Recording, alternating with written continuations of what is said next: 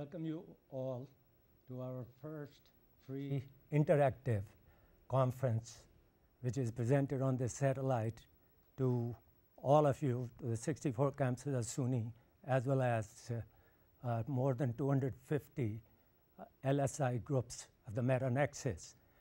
This is a free interactive conference of the Society for the Scientific Study of Spirituality. This conference is being held the first time from our SUNY Oneonta campus. Now, the Yoga and Meditation Society, which is based in SUNY Oneonta, was started 3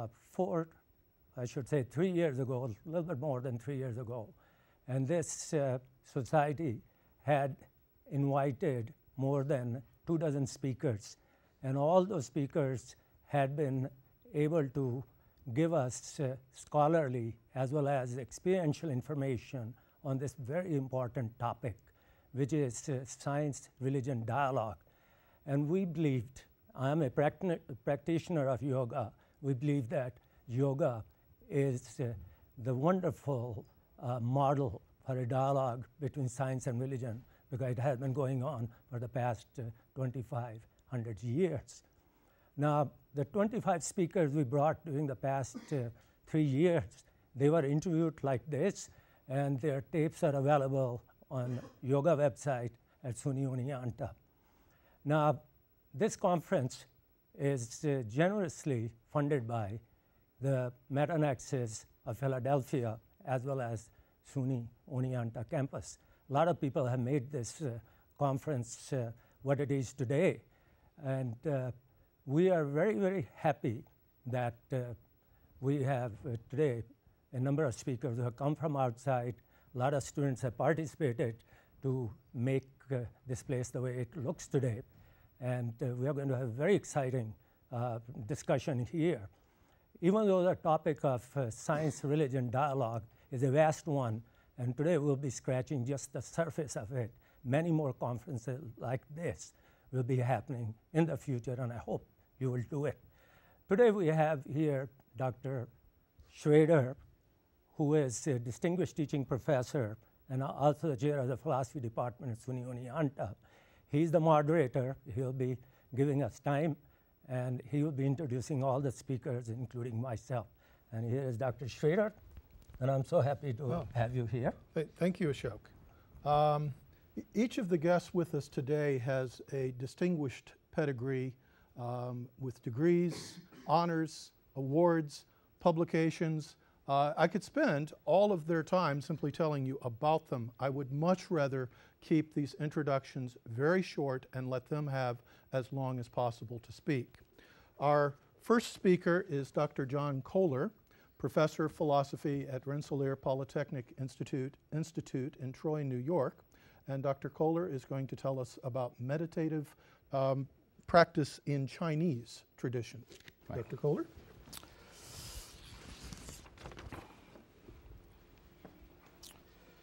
May we have the next slide, please? Doug, thank you very much. I'm honored to be here with my distinguished colleagues to talk about meditative traditions. Next one, please. I can do that? No. Here we go. This is Lao Tzu, which means the old master, about 2,600 years ago. And he is the single most important figure in the Chinese meditative tradition. China has well-developed meditation traditions going back thousands of years. Each of its three primary ways, Taoist, Confucian, and Buddhist, developed its own meditative practices and ideas, which in turn influenced each of the other ways. And because of time constraints, my main focus will be on the Taoist meditative tradition, and then briefly on its interaction with the Buddhist meditative tradition in China. Now, in all meditative traditions, the main focus is on self-transformation, especially on removing the self-imposed limitations of the mind. In Taoism, we see this most clearly in the early masters, Lao Tzu and Zhuangzi. both of whom insisted on the self-transformation needed to be in harmony with the great Tao, the fundamental way, power of reality. To be in harmony with the Tao of self-transformation requires that a person abandon resistance to change. Instead of fighting change and grieving over what's being lost, a person needs to change her emotional response so that she can experience the joy of participating in the natural processes of transformation that constitute the Tao, the inner power. In the famous story about Zhuangzi's reaction to his wife's death, we find an excellent example of a changed emotional response that is based on Taoist meditation. According to this story, when Master Hui heard that Master Zhuang's wife had died, he went to offer his condolences. But to his great surprise, he found Zhuangzi sprawling on the floor, beating out a rhythm on an overturned kettle, singing a song. Horrified, Hui remonstrated with him. "She lived with you, raised your children, grew old with you, and now has died. It's bad enough that you don't cry for her, but isn't it going too far to be lolling around, pounding a kettle and singing?" "Not at all," replied Zhuangzi. "At first, after she died, how could I, of all people, not be sad? But then I reflected on her beginning and realized that originally she was unborn. Not only was she unborn, originally she had no form. Not only did she have no form, originally she had no vital breath, no qi. Intermingling with nebulousness and blurriness, a transformation occurred, and there was form. The form was transformed, and there was birth. Now there's been another transformation, and she is dead. This is like the progression of the four seasons, from spring to summer to autumn, from winter to summer, and there she sleeps blissfully in an enormous chamber. If I were to have followed her, weeping and waiting, wailing, I think it would have been out of keeping with the way things are. So I stopped." Now this story illustrates Zhuangzi's insistence that to become free of the fear and suffering that change brings to those who cannot adapt to it, we need to broaden and enlarge our point of view. We need to free ourselves from the limitations of our own conditionings and circumstances. And as Zhuangzi stepped back and looked at his very deep sense of personal loss, it was a terrible loss for him, but he was able to see her death and his loss in a new light, from the perspective of just another change in the universal process of transformation. And it is this process of reflecting on how to adjust to change that leads Zhuangzi to emphasize that ultimate freedom is achieved through identifying with the Tao, not by fulfilling social roles and functions. The sage, in his free and easy wandering, does not impose his mental categories on things. He learns to let go of preconceived categories and earlier judgments so that he can see things as they really are right now. This requires cultivating trust in the mind's ability to spontaneously and intuitively respond to changing patterns.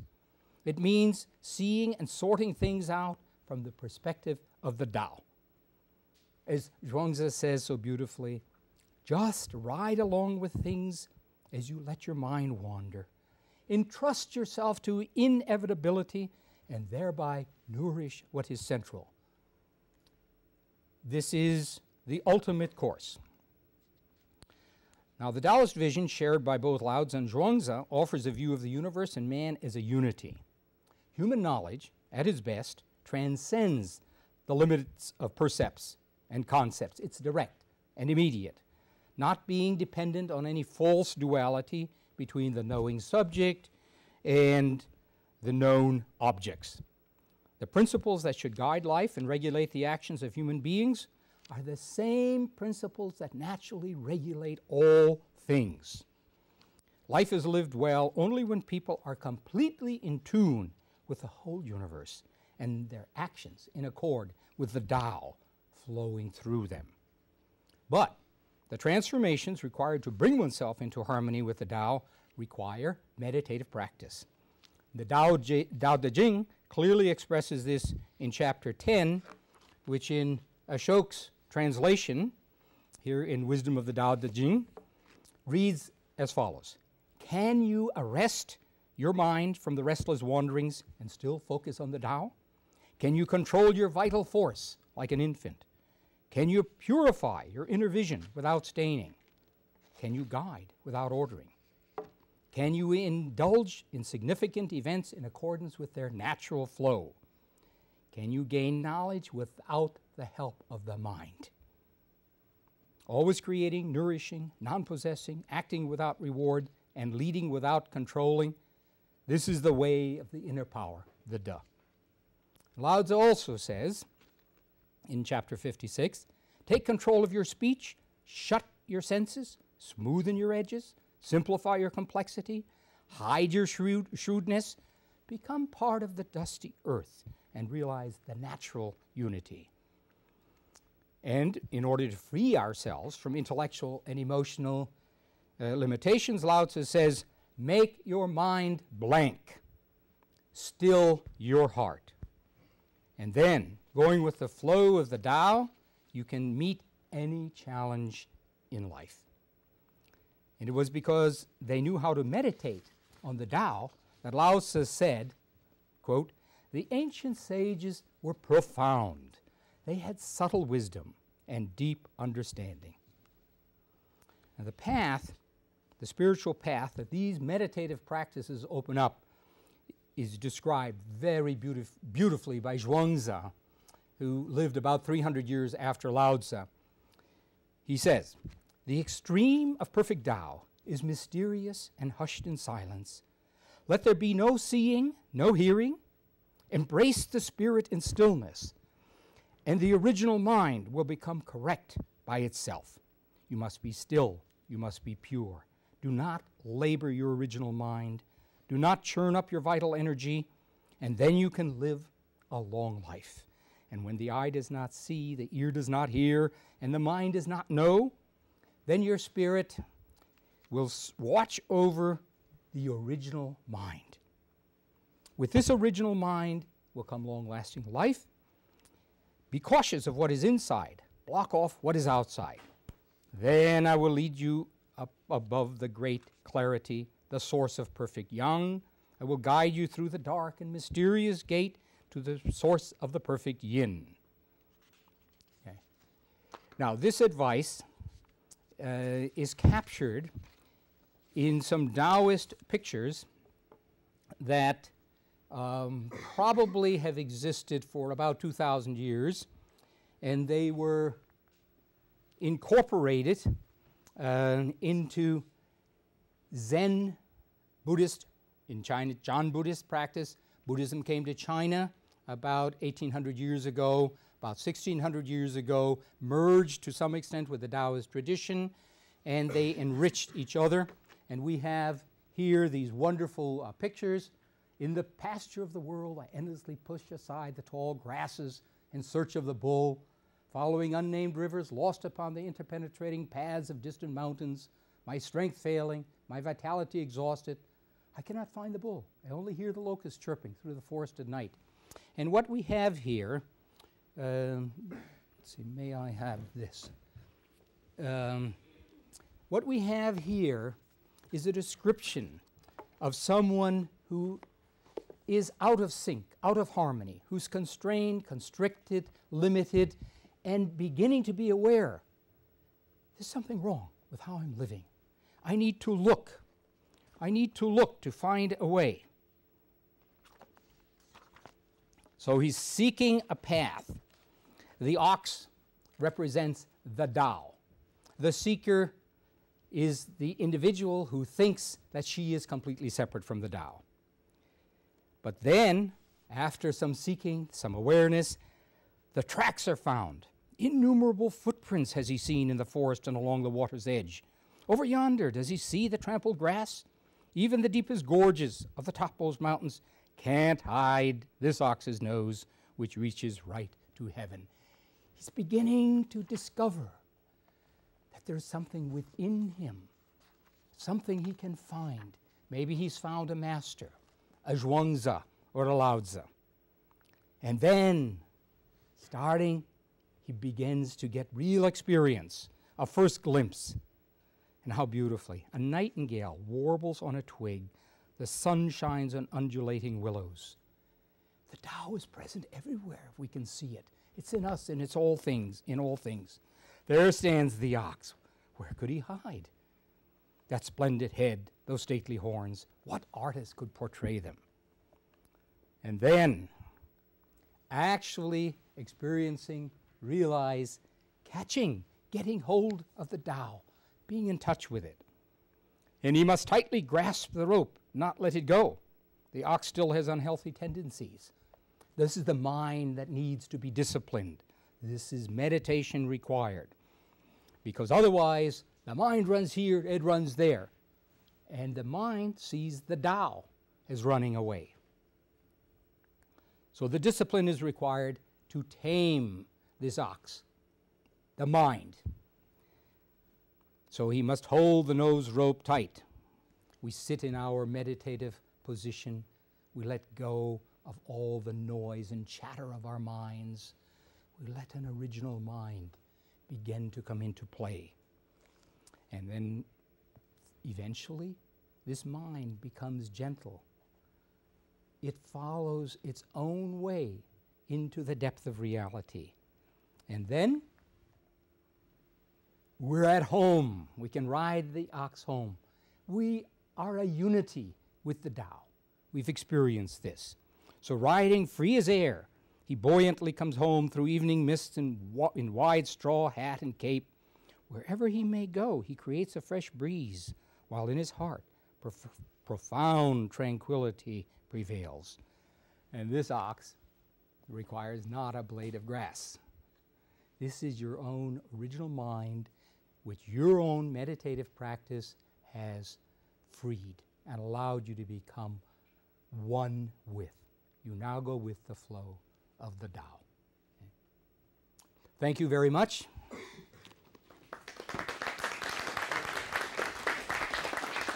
Okay. Thank you, John. It is now my pleasure to introduce Swami Alan Ajaya. Dr. Ajaya is a practicing psychotherapist in Madison, Wisconsin. His presentation today is entitled Contemplative Practice and Psychotherapy in Tantric Yoga. Dr. Ajaya.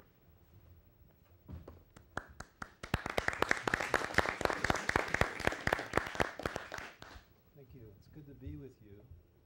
It's a big subject to cover all these three, contemplative practice, psychotherapy, and Tantra. Let's see if we can do it succinctly.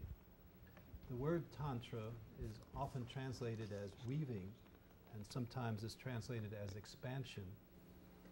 It refers to the way, Tantra refers to the way that the components of the world are woven together, or how they expand into the phenomenal world that we live in. It's comparable to modern science in that science studies the way in which the material world components, atoms, molecules, and so on, are woven together and create our phenomenal world. Tantra studies the way what we call the inner world, such components as spirit, soul, archetypes, essential qualities, are woven together to establish the world we live in. So it's really a science of our inner being. Tantra also explores the way in which polarities create our experience and how to transcend those polarities. And the core polarity in Tantra is that of the male, the masculine, and the feminine, which in the Indian tradition are referred to as Shiva and Shakti. The male principle refers to consciousness, withdrawal from the world. Shiva is represented as meditating on a mountain in India, withdrawn from the world. He's represented as dancing in a way that his dance creates the dissolution of the world. And the feminine force is the principle of energy, of embodiment, the life force of the world. And it's said that Shiva, the male principle without the feminine principle, is called Shava. If you've done yoga, you know the word Shavasana, which is the corpse pose. So the masculine without the feminine is like a corpse. And we're in a situation these days in our contemporary world where there's been an overemphasis of the masculine and a neglect of the feminine life force. And we see the effects and the destructiveness of that imbalance. So Tantra is about the imbalance and the weaving together of the feminine and the masculine, contributing together. Now, many religious and spiritual traditions in the world also tend to neglect the feminine or the embodied aspect of existence and tend to assert that spirituality is somehow leaving this physical world, going to some higher, quote, realm of consciousness. In fact, the word contemplation, which we're here talking about today, itself suggests a withdrawal from our activities in the world, sitting quietly, considering, thinking about some important concern. And a person who's known as a contemplative is someone who's a monk, who's withdrawn from the world, perhaps living in a monastery. Meditation is something that we consider, we go quietly, we close our eyes, we withdraw from the world in order to meditate. And spirituality has also been compartmentalized as something that's attained when we transcend this worldly existence. We think of spiritual activities as things like prayer, chanting, doing service to others. There are special categories that we give to aspects of life, and we call those spiritual. I'm saying this because Tantra challenges these notions of separation. In Tantra, contemplation occurs in the midst of our everyday activities. There's no need to go off and be separate. There's no need to attain anything. And I think we can have an interesting discussion about this question of, is there a path? Is there something to be attained, something to be achieved? Or is the way of being in an open, what we call enlightened, in samadhi, is that really something we attain through a path, or is it what's already present, and is it a matter more of discovering, opening to what's already here and now, and letting go of all attempts to be on a path or to reach somewhere, or to get somewhere other than where we already are? Now, in contemplation, at its core, there's one central question in the way of contemplation, and that's the question, who am I? Or we could say it in another way. I like to phrase it as, what is this? What is all this that we find ourselves in? But usually it's the question, who am I? Behind all other questions is this question. Now, those who think about contemplation initially, if they don't understand it, think of this as an intellectual question, a mental, conceptual question. I'm going to understand by reading scriptures or by through my beliefs, who am I really? Oh, I'm not this person, I'm divine, I'm a spiritual person, and so on. But contemplation, I can't read that. 10 minutes, okay.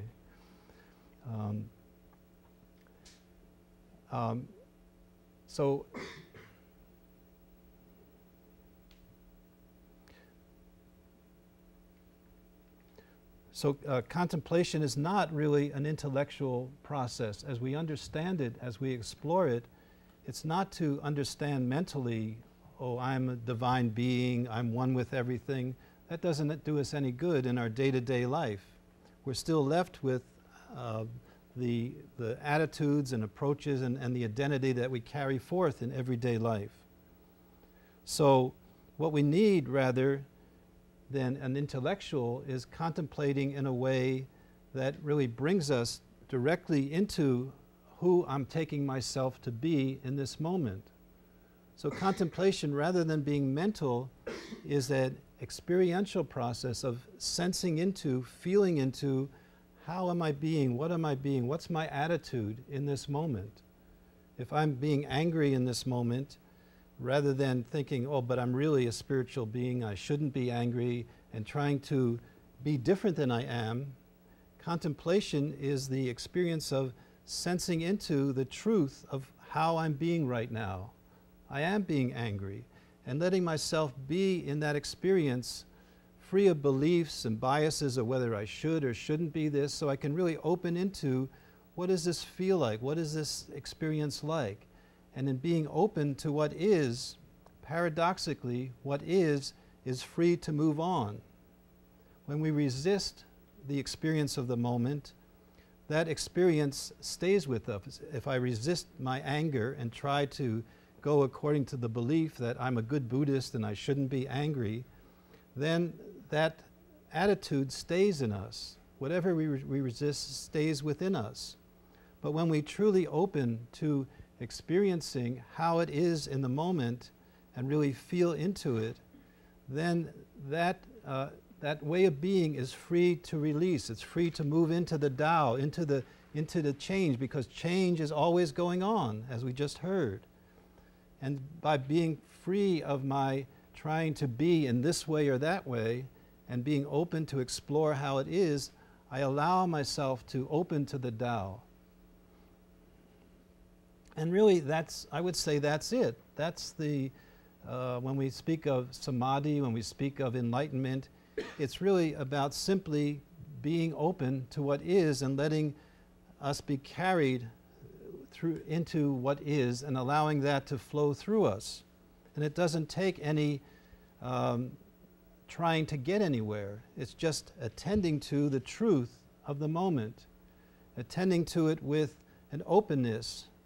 It's the integration of truth and love. And what I mean by love is what Carl Rogers called unconditional positive regard, just having positive regard for how it is in the moment.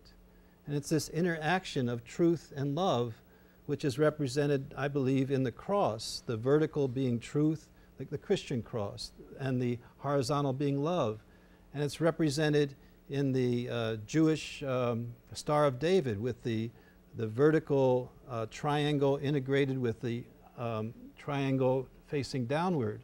We find that same triangle at the heart of the Hindu tradition as the integration of the Shiva principle and the Shakti principle, the male and the female principle. So this way of contemplation, rather than being a path, is really a way of what we in contemporary society refer to as deconstructionism. It's a deconstructing of the structures that we are holding in ourselves, not through an intellectual process, but by simply sensing into what that structure is, being open to it, and then on its own it begins to dissolve. And in this way, contemplation is the same, I would say, as psychotherapy. Psychotherapy, as it was originally developed, was developed by what I call revelationaries.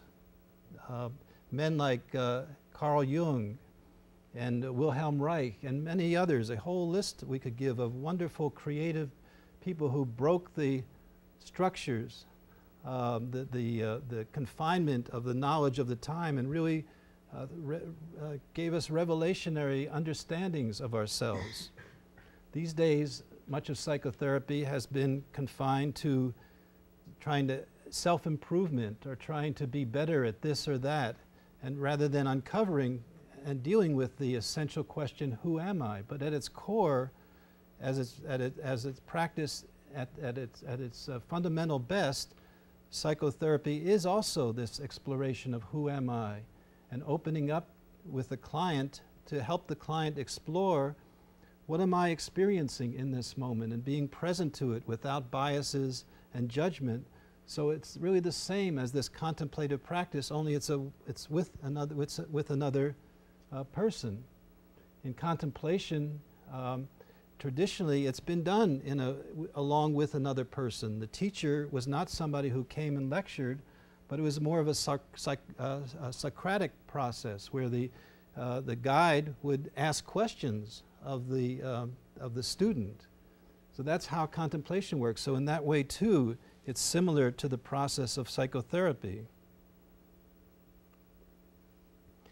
Most of our education systems and religious systems focus on acquiring answers and acquiring knowledge. And the more answers and the more knowledge a person has, the more highly regarded that person is.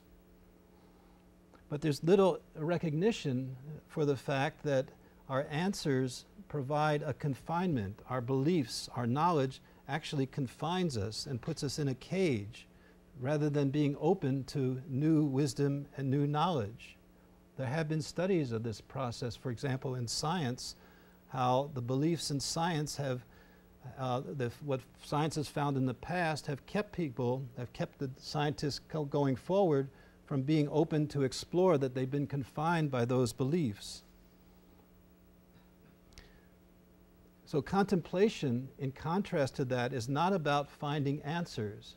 It's about remaining in the question and in the questioning, being open to continually questioning, what is my experience right now? And never identifying with a belief or an answer that comes as a result, because as we heard about the Tao, there's change going on all the time. So if in the moment I question, what am I feeling? I'm angry. Even to define it as angry, as being angry, closes us down to the full experience of what's here right now. So contemplation is a continual letting go of what we find, of what structure, what answers we're finding in the moment, and being open to the question in a continual process. In this being open to the question, we remain wondering, what is this? What is this occurring now? Not mentally, but feeling into, what is this? Oh, here's a tightness in my body. Here's an openness. And as we are with that, that begins to release. So being in this wondering allows us to live in wonder. This is about living in wonder in every moment. In every moment it's possible to be in wonder of what is this? Who am I in terms of feeling? What is this? And to be in that kind of awe and exploration. So to me, that's what the heart and essence of contemplation is. And in this wonder, this takes us deeper and deeper. We begin perhaps with feeling a tension in our body, feeling anxious. And as we're with that, that begins to release. And then we begin to feel something deeper comes forward. And that something deeper may begin to be a flow of energy, a flow of delight. It may be a quality of essence, such as a quality of pure strength, not strength over somebody, but the essence of strength. And as we continue to explore deeper into that and just sense into that and let that take us and be in wonder with that, that structure within us begins to dissolve, and we go deeper into beingness that's even free of those qualities. And then we begin to explore being, just being without any structure, and we begin to experience ourselves as pure being. We begin to experience not an idea or a concept of what spirituality or what enlightenment is, but we actually know through and through by being that experience of pure being. So thank you very much. I hope that gives us at least a brief introduction to the integration of these three aspects of being.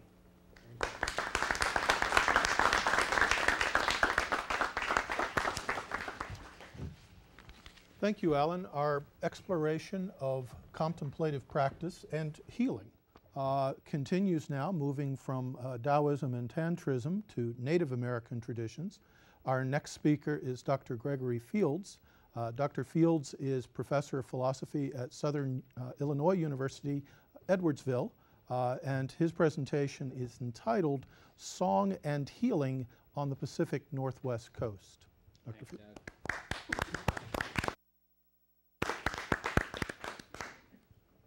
Thank you, John. Hello. It's an honor to be here, and I want to thank each and every one for attending, and thank our hosts, for Ashok, and all the work he has done, and really appreciate the campus hosting us so kindly, and thank all the ones who are participating online across lands and waters.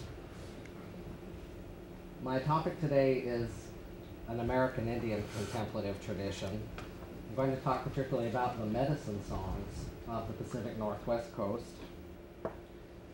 And the region that we're looking at here is around the Seattle, Washington area and up into the San Juan Islands of British Columbia. Seattle's down here, and you've got Victoria, BC, and some very beautiful islands here, the San Juans. And these are Coast Salish people that live in this region. Many tribes. You would be familiar with Chief Seattle's tribe, the Duwamish. That's one of a couple dozen Coast Salish tribes in that region. I want to say a few words about the fact that American Indian traditions, when they're considered from the standpoint of scholarship, comes with quite a lot of controversy. And this is understandable because of the historical destruction of indigenous American lives and lifeways because of misappropriation of traditional knowledge. And there are different viewpoints among different Native communities and individuals about appropriate limits and methods for scholarly inquiry into American Indian traditions.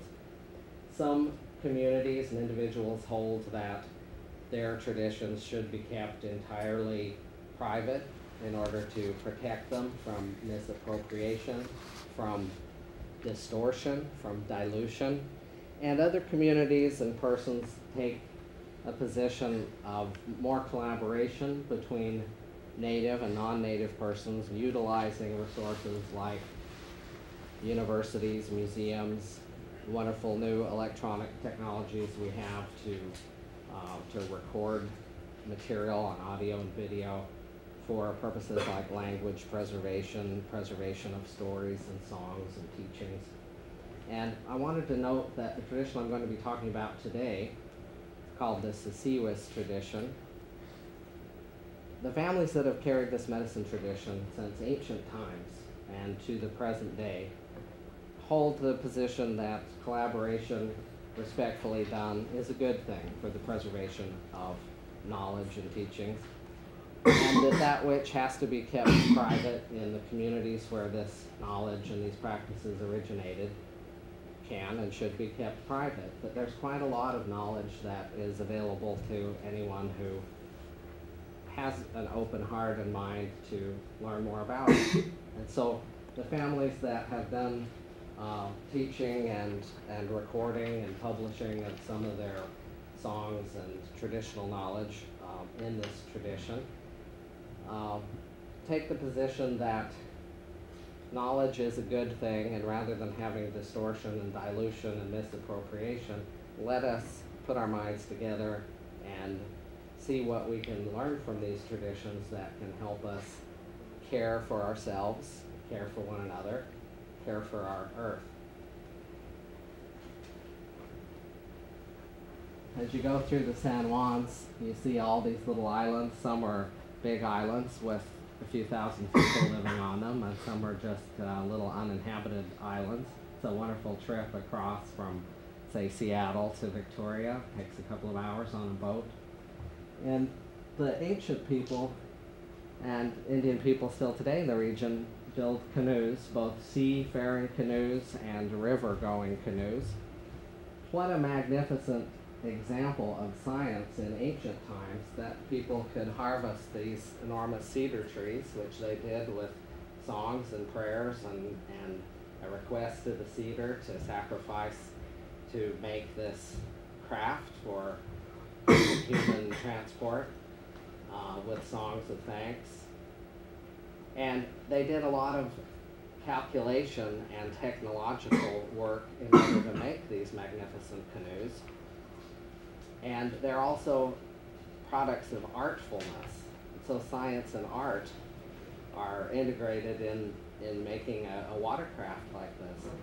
Knowledge and a strong sense of the sacred.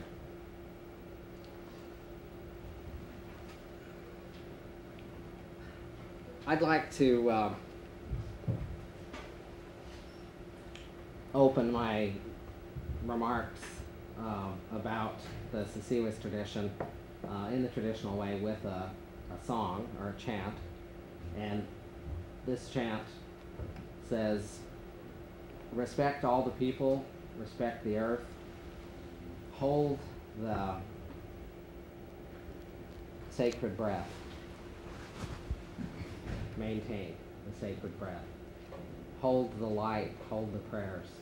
Thank you, Creator.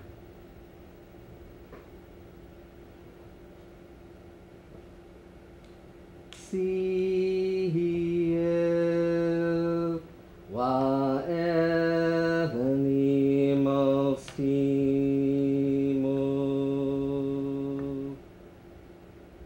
Siil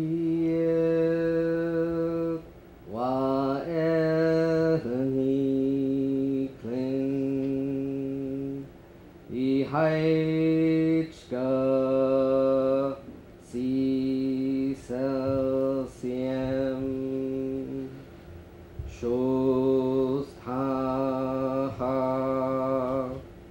Shost nitliat Shost niti win Tekel well goes.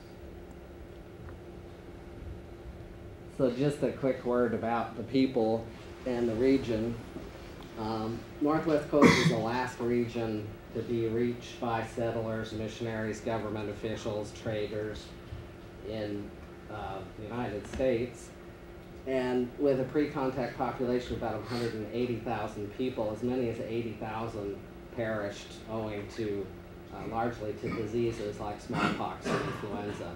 The number of Coast Salish people today enrolled at the different tribal communities and reservations in the region is a little bit under 30,000 persons. And about the languages, Canada's got about 30 or 50 native languages, and in the US we've got about 165 left of about the 350 when Columbus discovered the continent here. And consider that only 20% of US native languages have more than 1,000 speakers. These Salish languages may have different dialects, 100 speakers, or only 10, or only one that we know of in the case of the Samish language. Government boarding schools, the imposition of a certain kind of knowledge on Native people resulted in a lot of loss of language and culture and a lot of suffering for Native people, but a lot of Native people report a positive experience in the boarding schools. This is Tulalip Reservation, and there are songs that accompany the bringing of the salmon in this beer here, not like a Budweiser, but B-I-E-R, beer made of cedar is the first salmon, and songs and prayers are given in thanks for this animal providing food for the people. And here in the Longhouse at Tulalip, there's a ceremony conducted to give thanks and ask the salmon to keep returning to help the people. The Longhouses of the Northwest Coast and of the Native people in our region here, and I want to offer respect to those peoples and ancestors and spirits. These longhouses are another magnificent example of scientific knowledge, architecture, where people had to work with the elements of nature, harvest the cedar, create the planks and the roofing materials, and do the calculations and raise these tremendous cedar beams. You can see the sheer size of those. A lot of cooperation between science and spirit.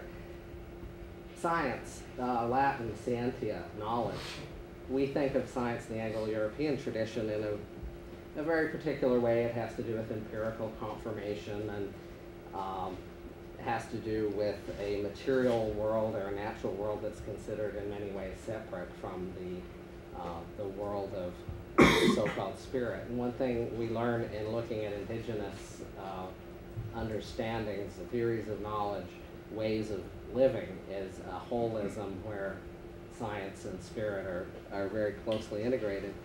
So you see the top portions of the longhouse there, that's for the smoke to be able to come up, where there are big fires in there. This is one of a larger one of the smokehouses. Here's an old photo of one. And there's another at the Swinomish Reservation, a smaller one, and I was just there last month. There's Tulalip and the orca, the killer whale. A few of the people, I want to say this about science and religion. There is an influence on the way we think about culture and knowledge and spirituality that's influenced by the paradigm of science itself. And Darwinian thought, I believe, has given people the viewpoint, or at least in earlier scholarship, that there's a progression of humanity from more primal culture into the higher European way of knowing and being. And I think now we're starting to realize the fact that different cultures have different ways of knowing and being that do not represent a hierarchy of progress. This is the late Mr. Fred Jameson, one of the teachers of the Sicilis medicine of the Lummi Nation in Washington. Mr. Raymond Moses from Tulalip with his drum. Again, I want to mention artwork as a form of contemplative practice, to create the art, to enjoy the art in science, in the science of preparing the paints and the hides and all the work that goes into this is a contemplative process where one is in meditation and prayer and uses songs for that. Mr. Johnny Moses, I met at University of Hawaii in the early 90s, and I've studied with him and worked with his family for about 15 years. Wistemini is his native name, walking medicine robe. He's of the Nuchanalth or Nootka and Tulalip nations, one of the Salish. And the tradition I'm talking to you about is Siwis, the sacred breath. Si is sacred and Wis is the breath. So sacred breath. Respect yourself and treat yourself sacred. You'll respect all things, know all things around you is sacred. Big teaching there. Some people heal with singing, drumming, dancing. Songs can change the way you think and feel, can open the mind and the heart to more forms of knowledge. Medicine songs carry healing and life force. Some are for healing, but many songs are medicine songs, even if they're not used in a healing ceremony or for a direct healing purpose. They carry life force for the well-being of the earth and living things. I want you to hear a few of these songs. We're going to just hear this Song of the Fall now while you read a little bit about the teaching. I hope we will. Let's wait and see if we do. This song has the tone of the autumn. It's contemplative. Can you hear it louder?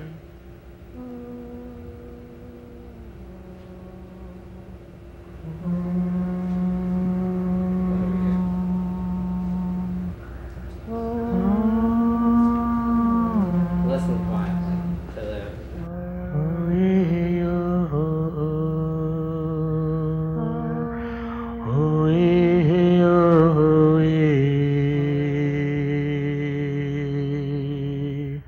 Oh,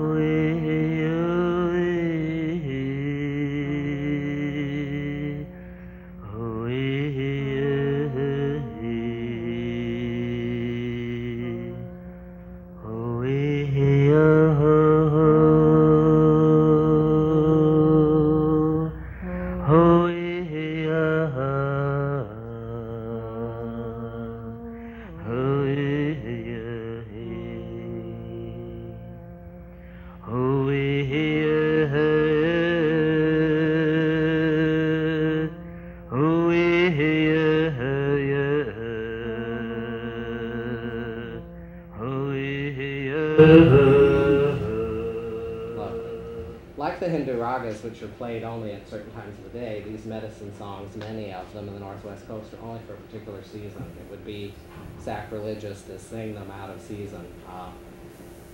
They carry the energy of that season. This mic here? Okay, so here's a gathering in the fall, and people have a floor altar with the sacred elements, the earth, air, fire, and water. And here's Mr. Moses in a winter longhouse. And I'd like you to hear a winter song real briefly, just to appreciate the energy and power this song has in the winter season, which is the contemplative season in the Northwest Coast.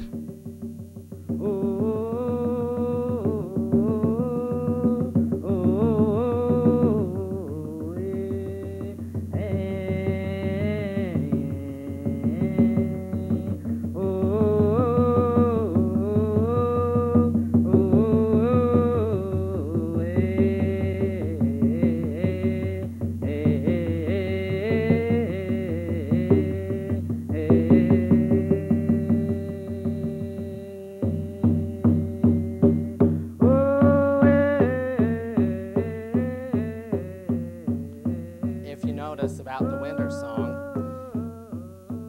it's a very strong, energetic song, and this is an example of what I call a religious therapeutic. That's the name of my book, Religious Therapeutics. And here's a spiritual practice. You're walking in the snow, and most of us have heaviness in our mind, body, or spirit, a thought, a worry, an ailment. And here's a practice. Throw that thought on the snow wind and watch the snow disperse and let that thought go. Very practical, simple technique.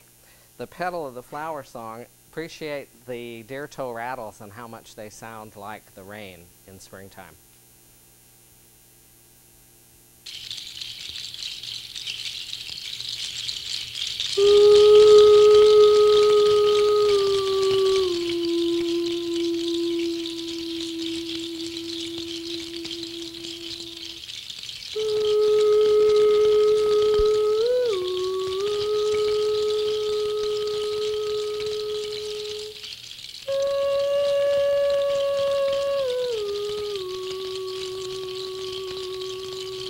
I'm going to have a summer song played now from the Clallam people, a thank you song.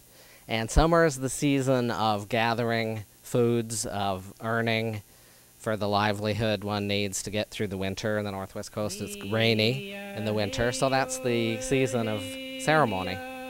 Summer's for celebration.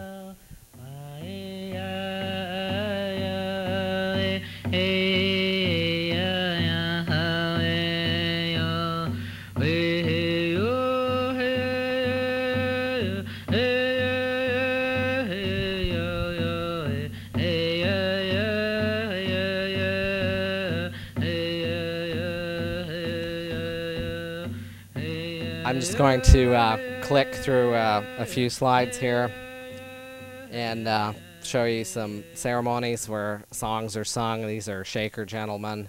It's a syncretic tradition mixed with Christianity. There's me at the Shaker house. And the bells are used in the Shaker tradition. A very intense meditative instrument to help people focus in their prayers. Prayer altar, facing the prayer altar to pray. And I wish I could tell you more about Dr. Vi Hilbert. My time is up, but I look forward to Ashok's remarks and a little more as we continue to discuss together. So thanks for listening.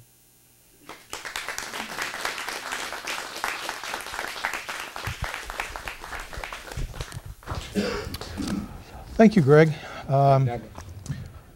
Throwing your thoughts on the snow wind, for those of us here in upstate New York, that is a wonderful, wonderful image. The final speaker on our panel is a gentleman you met earlier. Dr. Ashok Malhotra is Distinguished Teaching Professor of Philosophy here at SUNY Oneonta.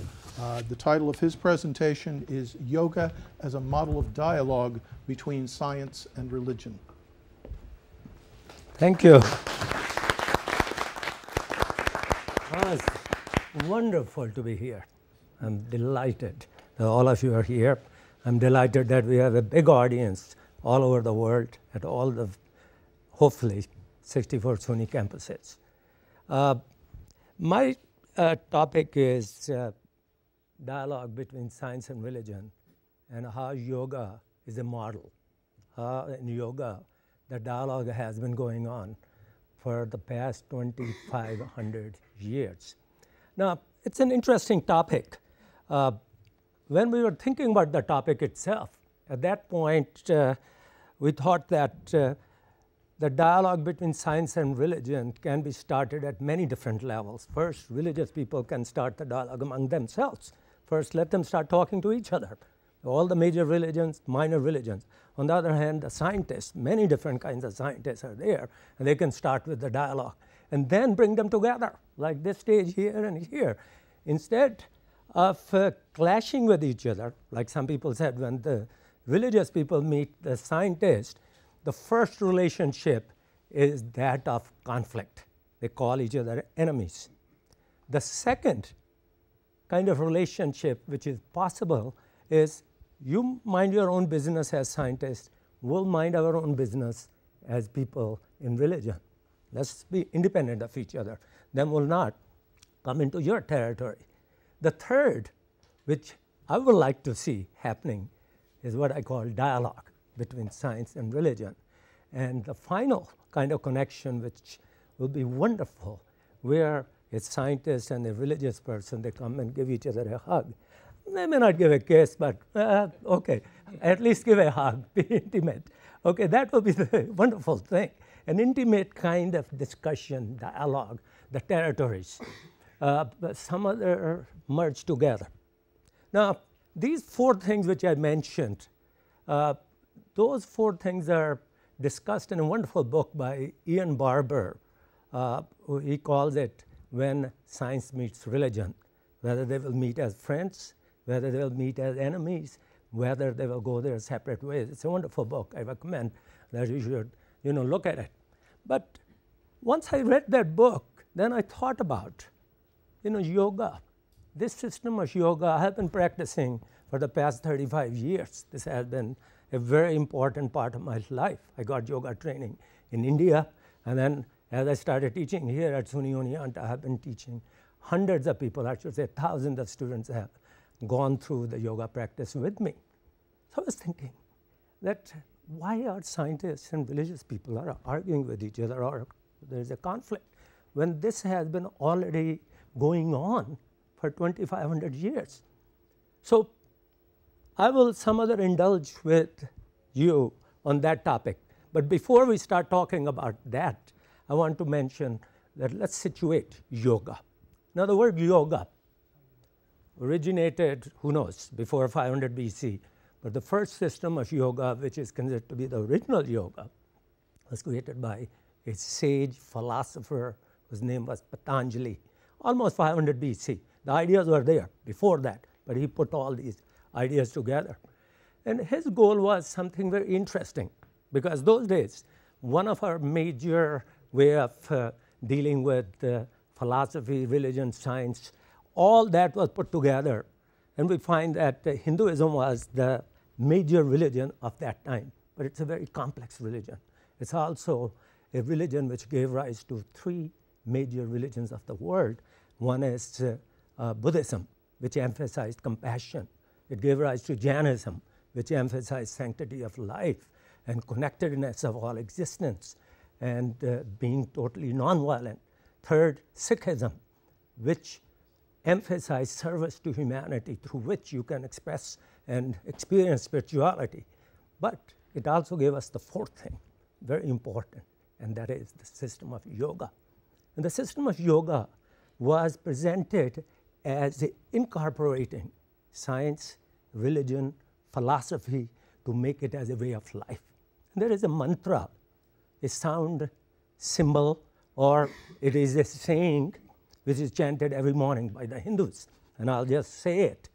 That will, in a way, summarize for us the entire the philosophy of yoga itself and how yoga becomes philosophy, science, religion, and a blend of these three disciplines.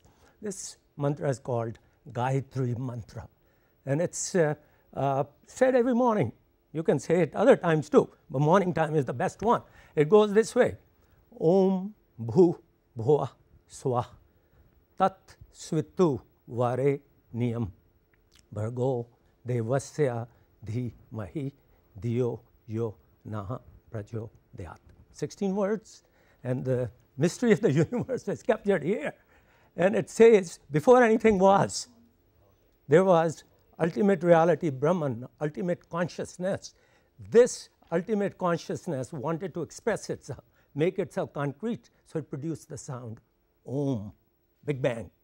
And once that cosmic sound was produced, it spread itself to create the earth, to create our solar system, to create the galaxies, to create the whole universe.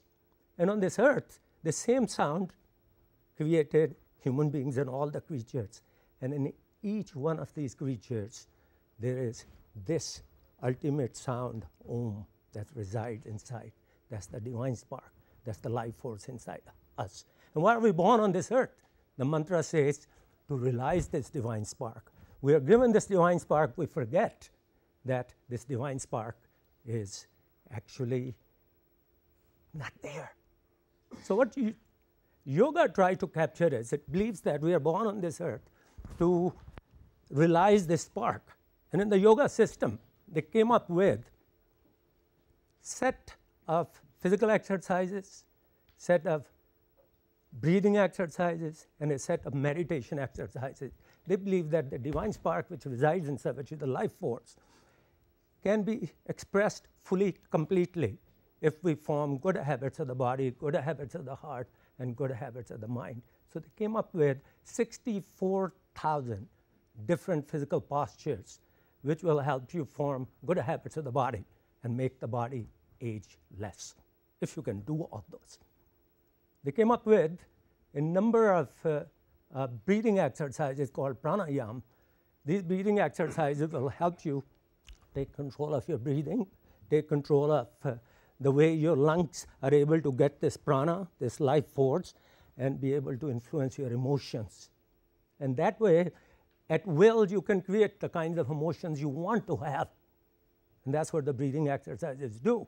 And the third, which is forming good habits of the mind, these were the meditative exercises where you take control of your mind. So sometimes yoga is regarded as the art of sculpting the body, sculpting the heart, and sculpting the mind. What the yoga philosophers thought about was that the ultimate reality, which is some other expressed through completely, or in a certain ways through the sound Om, resides inside. By forming these good habits of the body, good habits of the heart, good habits of the mind, you can express this. Body becomes the vehicle. It becomes the tool through which it can express itself. Now, people have practiced these. There's only one person who was able to practice and perfect those 64,000 different postures, was able to do all these wonderful breathing exercises and meditation exercises.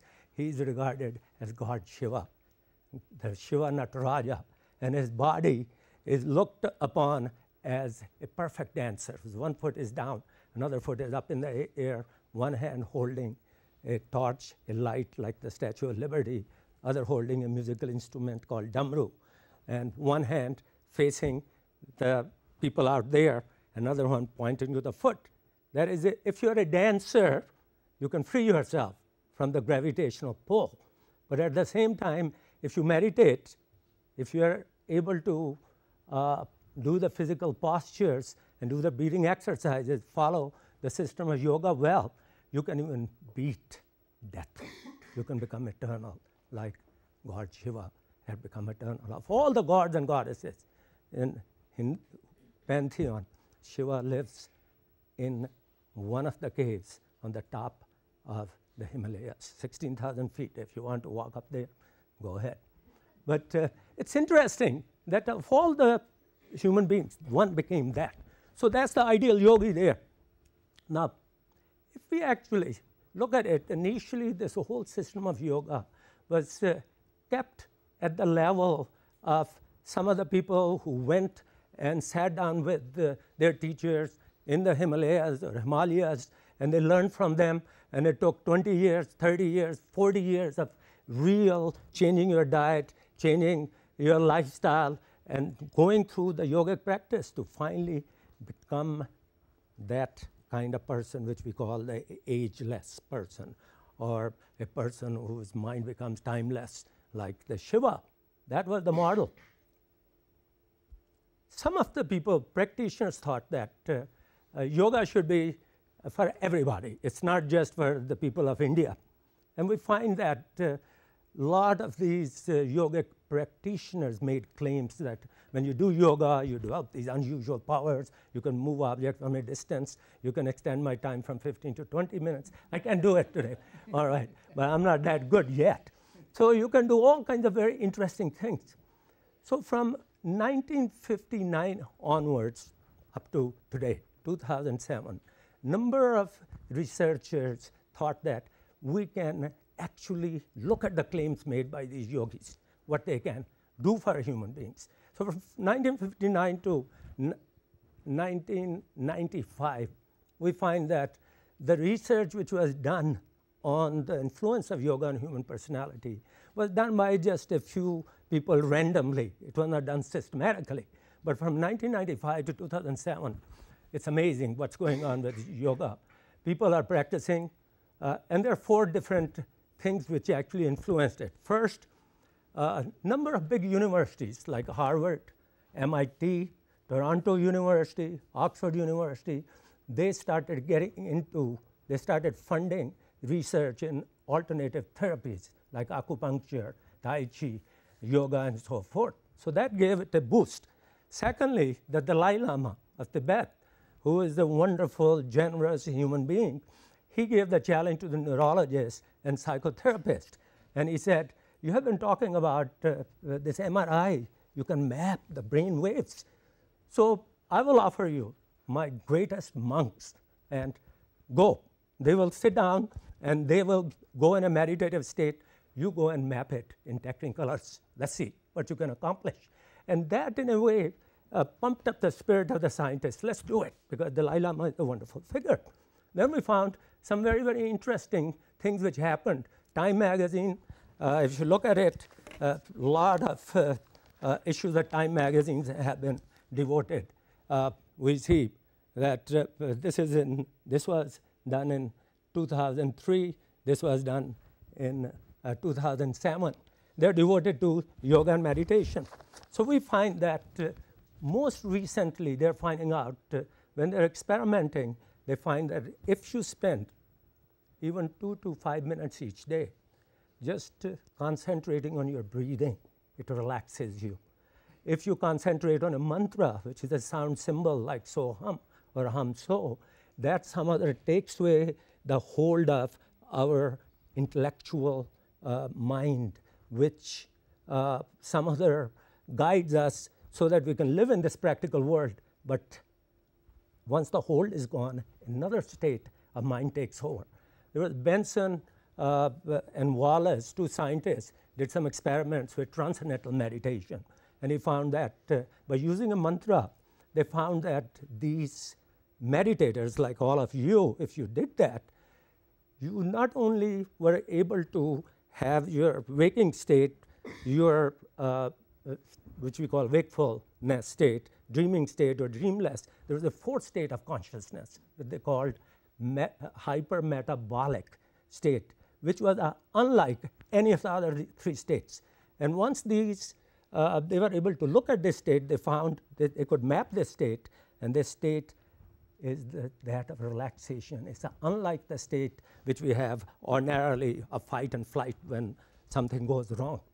And we find that most recently, and I'll just quickly say the last few things, that they found that Time magazine mentioned that if you do meditation, yoga on a regular basis, it's an antidote to stress. It reshapes the brain. It relaxes you. You accept the present. It heightens the immune system. It deals with difficult situations in a calm way. there's less activity in the frontal cortex where reasoning takes place. There's activity in the parietal lobe, which comes down and it slows down the alpha waves, and a person is able to get away from the fight-flight response to the calm. Now, most recently, I read that some of the Russian cosmonauts are being trained in breathing exercises so that they can slow down the consumption of oxygen and the elimination of carbon dioxide, so that on a long flight to Mars or others, they don't have to send that many canisters of oxygen with them. And it's wonderful. And I find personally that yoga and meditation has helped me. I'm 105 years old. I'll stop here.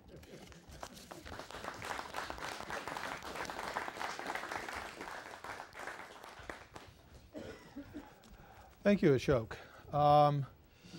Well, that concludes the formal presentations of our teleconference. We have advertised this as a dialogue, and a dialogue, of course, requires people to speak to one another.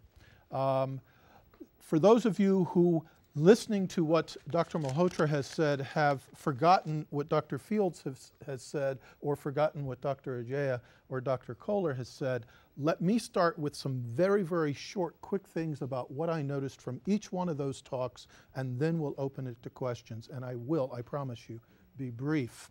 John talked about Schwanza's mourning for his wife, or rather his refusal to mourn for his wife, because she had moved from that which was formless to that which had form and that which was formless.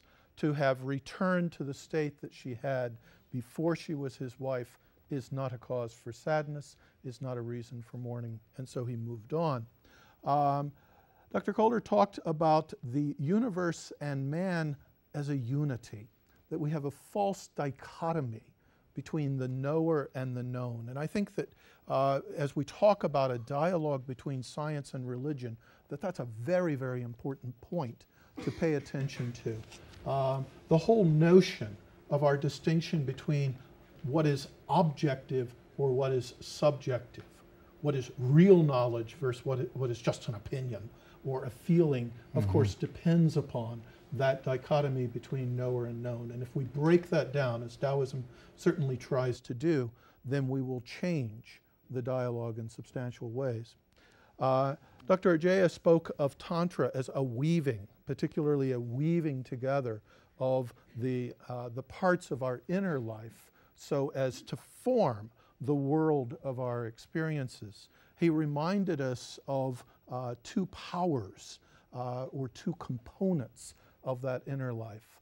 Shiva, the male component, and Shakti, the female component, much as John had mentioned yin and yang in the Chinese tradition previously, that we have overemphasized largely here in the West, but in many other cultural traditions as well, the male principle, but not paid enough attention to that female principle.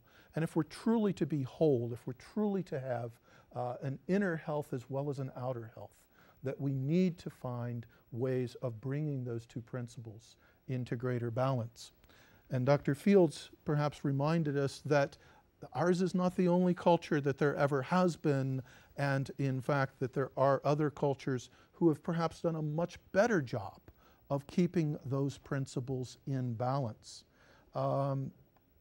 He talked about a cooperation between science and spirituality, that knowledge and spirituality don't have to be separate, that you can build a canoe and still pray to the cedar that you are chopping down, thanking it for giving its life to help make this canoe, and realizing that the lives of everyone who will travel in that canoe depend upon the tree that has been growing before their grandparents were born. And finally, Dr. Malhotra has reminded us about the fundamental unity of the universe, as Om, as the sound from which not only we derive our being, but the very galaxies themselves come into being. of yoga as a way of sculpting not simply the body, but the mind and the heart as well. So with that said, we will open up first to the audience, our studio audience here, and then to those people from more distant regions. Questions? You want to wait for the mic? Thank you, Bob. Why don't you tell your name first and then... Okay, Bob Vetter, and my question is actually for everyone on the panel. If we look at science, if we come from a perspective originally of looking at science and religion as distinctively separate in the Western world, and when we look at contemplative practice as unifying science and religion, what are the implications for Western thought in general and philosophy in particular? What do we need to change about how we look at things from the perspective of Westerners in a Western world? John, you want to be first responding on this? That's a wonderful question and a very difficult question. But I think in part we have to pay attention to what Alan was talking about. I think in terms of letting go, which is always the first step of any contemplative practice, is the letting go. But how do we do that? How do we in the West, who have been acculturated into grabbing onto and holding on dearly, creating like chains that will carry us forward into new thoughts? And that always separates everything. So the practice of letting go. But where do we get there? I don't know. Well, it seems to me that in many ways science is actually leading the way these days, especially physics, you know, where and our beliefs about ourselves have tended to follow physics for a while. For a long time, when physics was more Newtonian oriented, we had a mechanical view of the universe. And now modern physics is challenging the whole idea of an observer and an object to be observed as if they are really independent, and is connecting back to the teachings, many of the ancient teachings, and validating them. So I think religion as we know it, contemporary religion that's established in institutions and organizations, may be behind the curve in this, and difficult to let go of beliefs and institutionalized ways of thinking. But the new religion, if I can use that term, it's been overused so much, but the potential is that science and the ancient religions can bring a new way of being that is not so much the mind of the person as being in our minds, observing the universe, and the idea that we have in Western society as though human beings are the ones who are going to regulate and control and be the engineers over nature, but to be more respectful and responsive to nature. I think there's a lot of potential. And even the Christian religions these days, I'm just amazed that even some of the fundamentalists are beginning to respect nature and turning around to say that we need to be aware of our environment. And I feel like there's a bigger force behind all this, that we're drawn into a larger understanding, and even those conservative religious people are beginning to be influenced by that. Respectful of and responsive to nature. Dr. Fields, that sounds like a perfect lead-in for you. Thank you. Science and religion can and should both aim for well-being of persons and human communities and of the earth. When the tsunami struck Southeast Asia and South Asia, it would have been possible, I believe, if the planning and the technology and the intent had been integrated to warn so many people that very few would have perished. But that was not in place. And I think the technology exists, and from spirituality we can gather the fellow feeling and the moral obligation to help one another. I think science and religion have to cooperate in order to solve the problems that face humanity and the planet. And when I say religion, I don't mean any particular sect or denomination, but spiritual awareness about the sacredness of life, the sacredness of other persons, human and non-human persons, the sacredness of nature, their connectedness, their dependence on one another.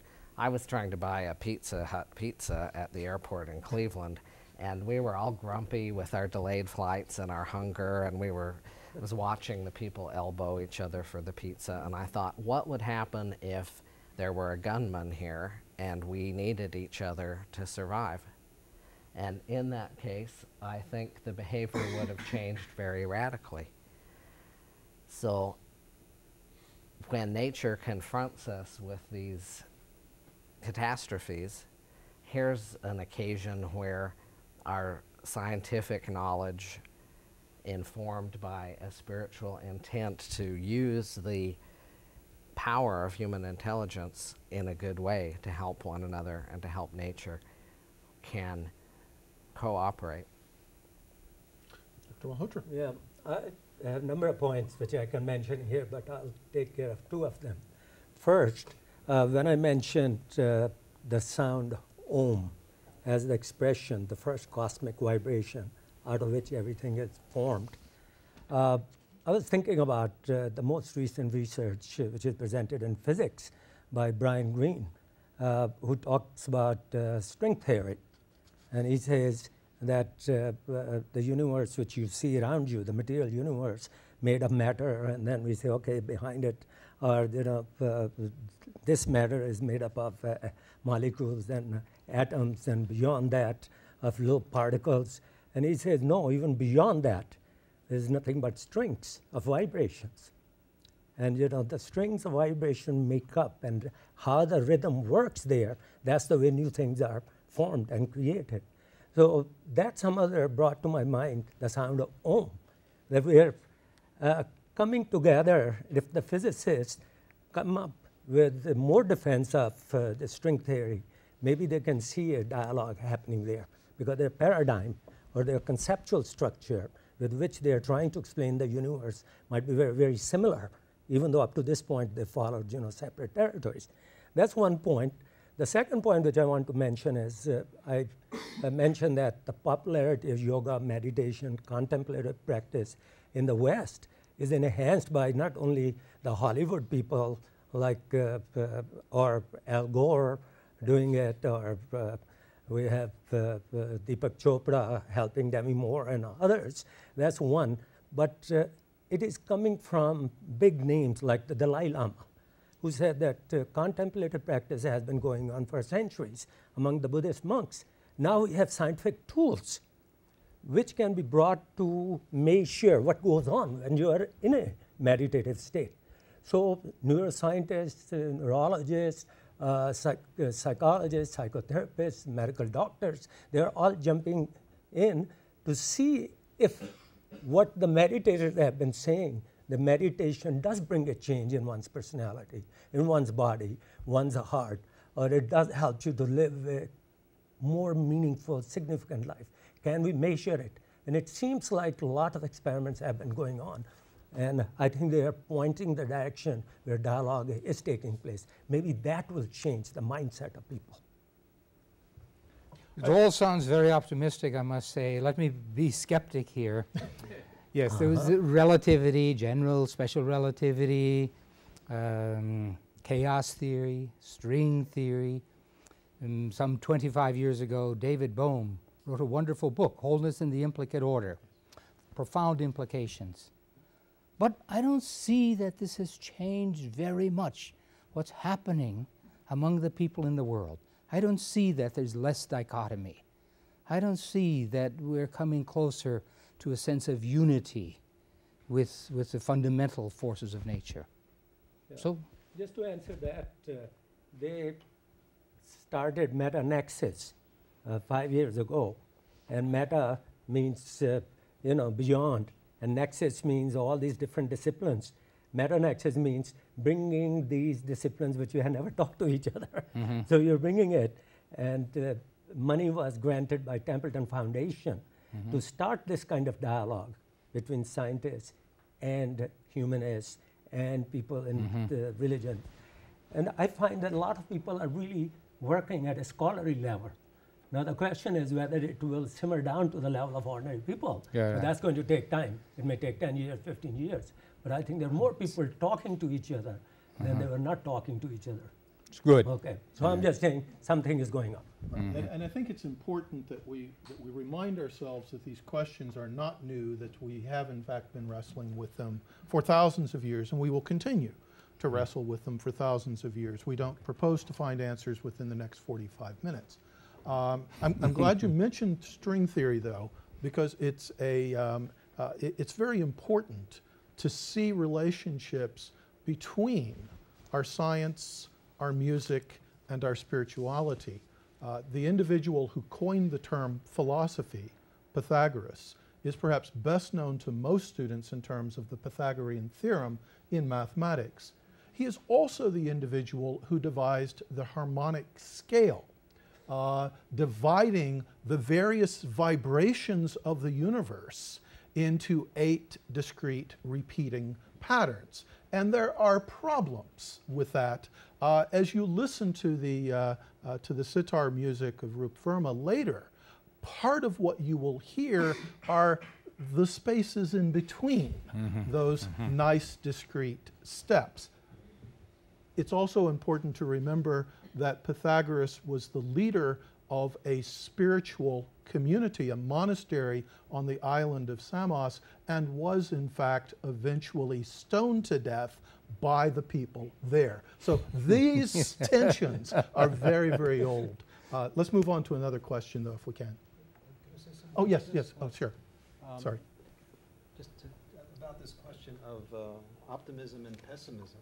It seems to me that there's another polarity beyond the one I talked about earlier. There's a fundamental polarity between a tendency toward wanting to open to what's new, toward revelation, and the other side of that, when we open to a new revelation, that revelation then becomes encapsulated in a belief. It becomes what was a new experience now becomes, oh, now this leads me to believe this. And those the beliefs are what creates the resistance. Yes. And there's always this back and forth between opening to what's new and the resistance that then creates. And I think there are different periods of time where the resistance is more strong, the entrenchment in beliefs, and other times where the world is coming to new experiences. And I think we're in a time now of throwing off through the internet. There's a throwing off of authority, not relying on religious authorities to have religious experience. There's more opening to direct experience. And so there's a lot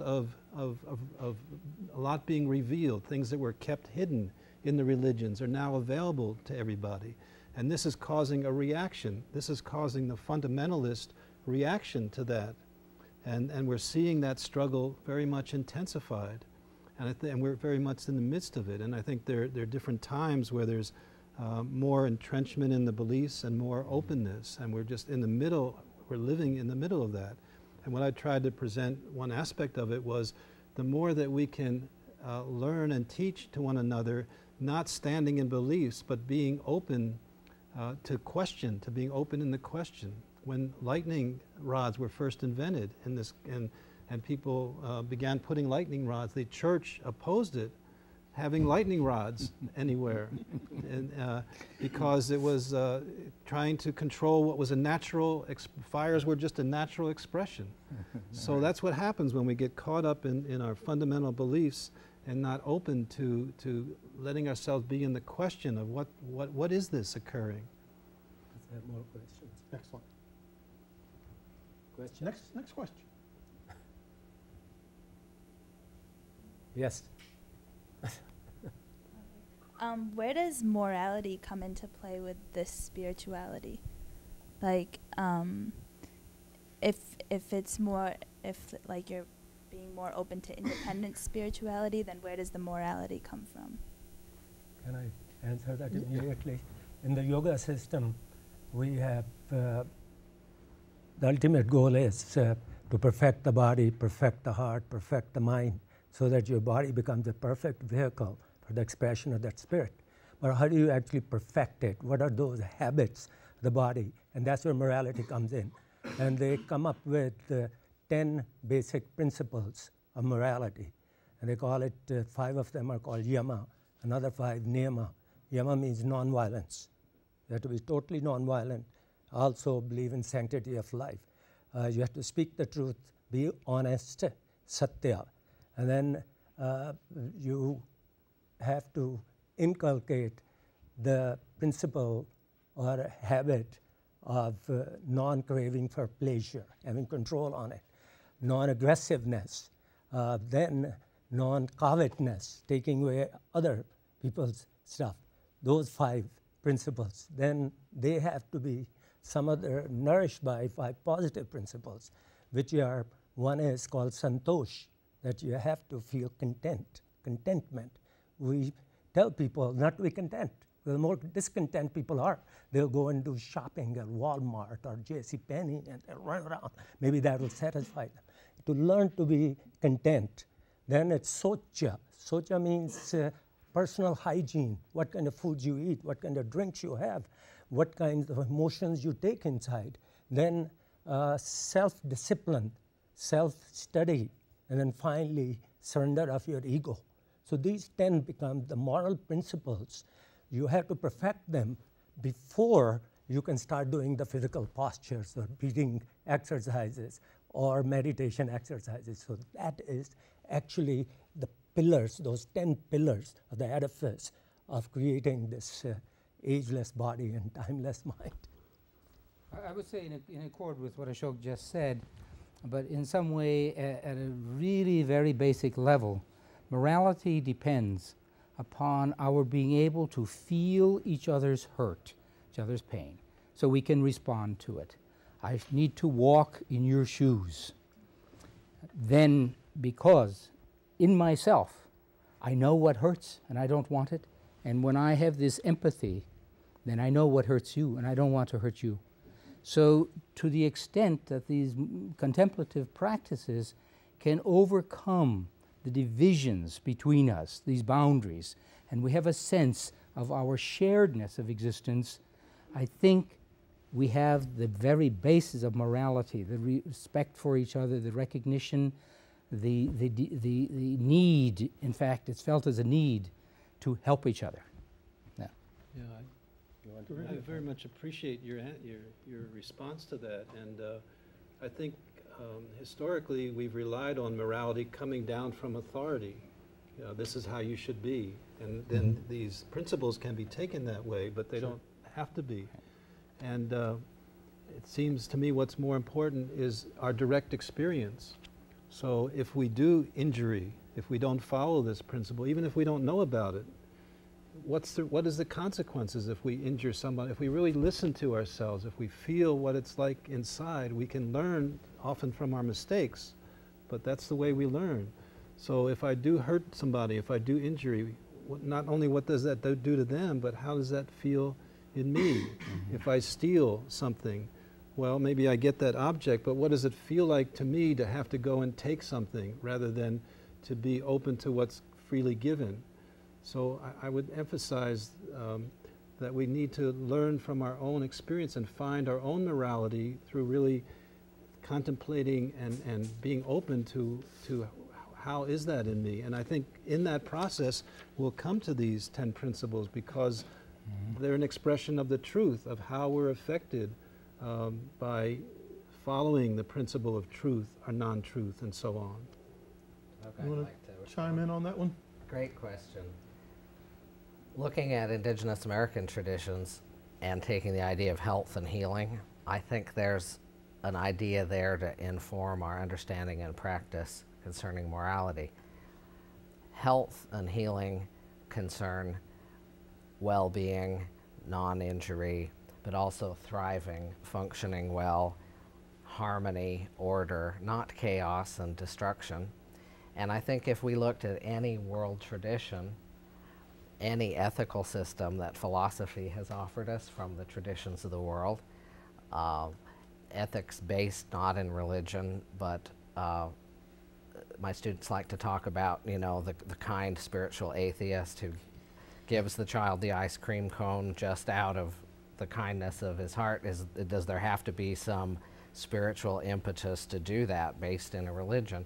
Well, an American Indian view of this, and I speak particularly about the Northwest because that's what I know about, health and healing can be considered as an aim and as a test. Shall I use the styrofoam paper cups for the gathering? Well, it would be convenient and cheap, but how long will it take those to biodegrade? The amount of consumption that I do as a relatively affluent American, how many planet Earths would it take if everyone consumed the amount of housing and gasoline and all the things I do with my disposable income? More Earths than we have. Can I understand that in terms of health and healing? Yeah, that directly means that there are persons in want, and therefore I should not overconsume against their requirements, nor should I consume in such a way that I damage the planet's ability to keep a healthful functioning. Thank you. Yeah, the question of morality is actually a delightful question because most of us, when we think of it, think of a system of rules and regulations, thou shalts and thou shalt nots. And those tend to constrain us. They tend to put parameters and definitional boundaries around who we are and what we should do and so on. And contemplative traditions are almost always deconstructive in the way that Alan has talked about, of breaking down those boundaries. Now, that's not to say that you don't have to be extraordinarily disciplined in order to practice meditation, or that there aren't rules that go with that. But the idea is not simply to conform to the rules, but to rather to use those rules and constraints in order to create the space to open up, break down the boundaries, particularly boundaries between self and other, between who you are and the world, not simply the physical world, but the social world in which you are engaged. And when that happens, the right behavior comes spontaneously, not because it's simply complying with a set of rules. Yeah. Sure. Another way to consider this is in terms of systems theory. You know, initially we're thinking of ourself as a separate system, and my concern, this relates to what you were saying too. Then we begin to think of family as my system. My family should be prosperous, but we don't necessarily consider others. But as we expand our consciousness, and this is also what spiritual opening is about, this is what coming into realizing who we really are is about, that we're not just my person, we're not just my family, it's not just my country, it's just not even just my human beings, but it's animal life, that we expand our understanding of who we are, what the bigger the system that we take in, until we realize that we are everything. As Meister Eckhart said, it's not I and God relating to each other, but I am that divine being. And I'm not exclusively in that divine being. You're not. We all are that. And so as our awareness expands and we realize, our system expands to realize that we are not separate from anything. We actually know that. It's not just a mental thought. Then how can we do harm? Do I want to do harm to my finger? It just naturally, I wouldn't do that. No, another question.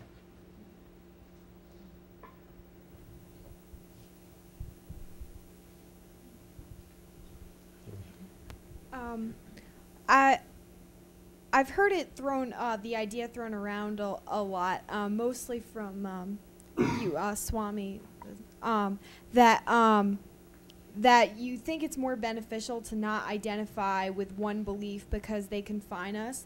Do you, when you say that, do you mean that in reference to not identifying with extremes, like political extremes and so forth, or do you mean that it's dangerous to affiliate yourself with only, do you mean that to the extent that it's even dangerous to affiliate yourself with only one religion and things like that, or both? Not only religious beliefs, but any belief. For example, I had a client today, I was speaking to a therapy client, and I was saying, well, what are you feeling? And she was saying, well, I feel I feel anxious, I feel afraid. And even that, I was questioning, well, you know, when you say that, you automatically go to that category, but would you let go of that idea that you're anxious and afraid and really feel into and experience what's going on, free of the idea that what I'm feeling is afraid, free of that belief from past experiences. So I'm not just talking about believing in a religion, but any belief that we have. There's a wonderful, I'll just say that if I can say this quickly, there's a wonderful book of short stories by Sherwood Anderson called Winesburg, Ohio.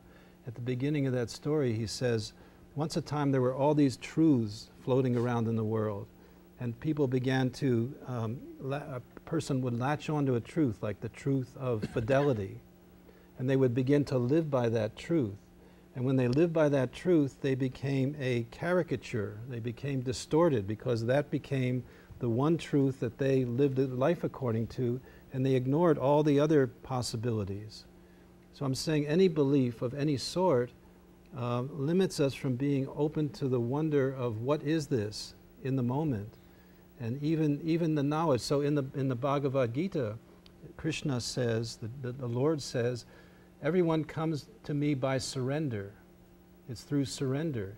And surrendering what's dear to you. And most of us who are intellectual, what's dear to us is our knowledge and our beliefs. So even that has to be surrendered to reach divine consciousness. Am I responding to you?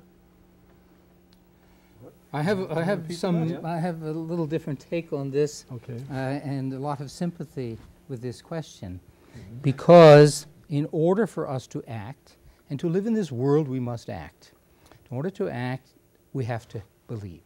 So we cannot get free of beliefs entirely. We might, and you can't practice multiple religions at the same time.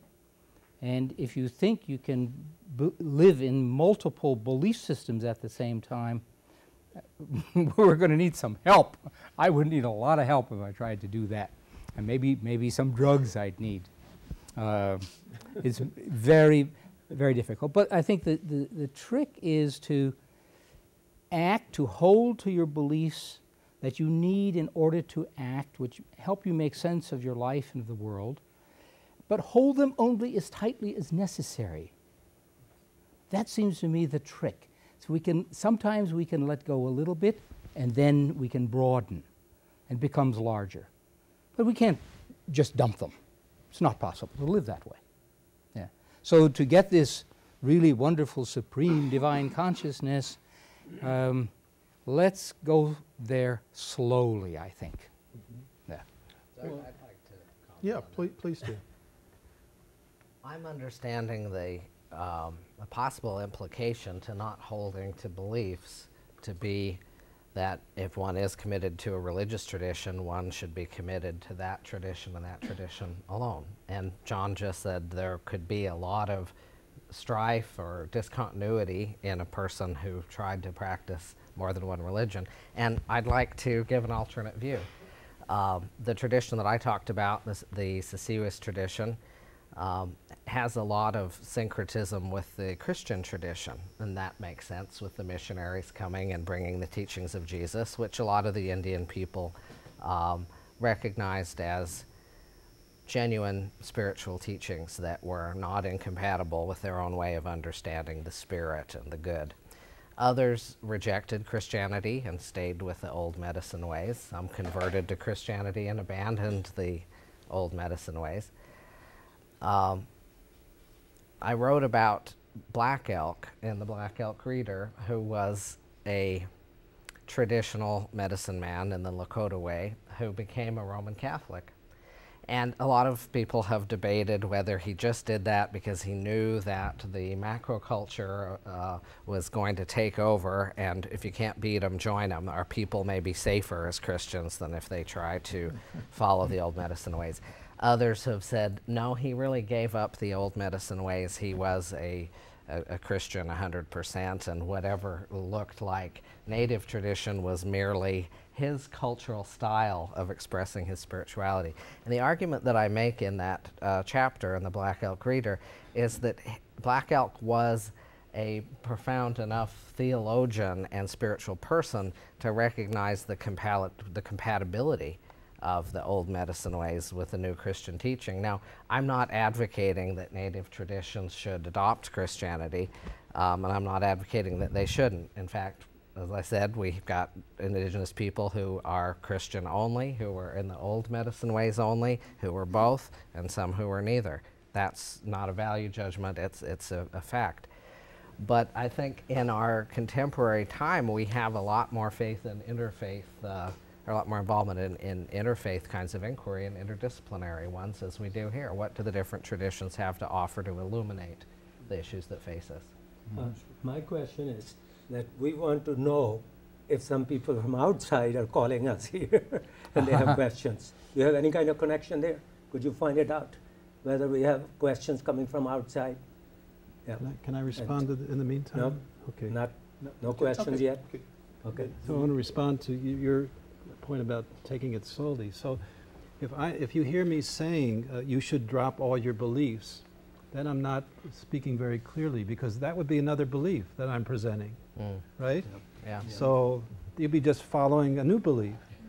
What I'm really trying to say is to explore and look into what am I believing now? How am I sort of structuring my experiences now? What am I identifying? What am I believing? And being in a loving, accepting way of that, so that that's being contained by a loving you, and that belief will tend to dissolve. And it is a slow process. It doesn't.